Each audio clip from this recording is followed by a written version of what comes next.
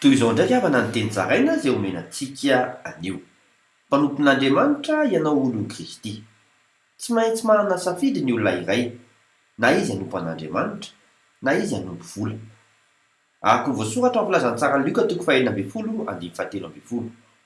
Amin'ny anaran'i Jesosy hoe tsy misy mahay manompotompo roa, fa ny anankiray alany ary anankiray ho tiany, na ny anankiray ombany, na ny anankiray ho amavony. Tsy mahay manompo an'Andriamanitra sy mamona ianareo. Ho anao olon'i Kristy, tokony hazava ny safidinao.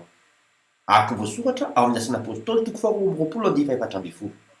Amin'ny anaran'i Jesosy hoe ary hoy izy, Andriamanitra ny razantsika efa nanendry anao ahafantatra ny sitrapony sy ahita ny iray marina ary iain'ny teny aloky ny vavany.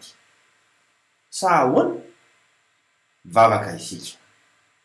Kristy ianao no atao anatiko. Tario aho ametraka ho loha laharana mitaridalana fanahinao masina. Amen. Mandram-peona tompoko.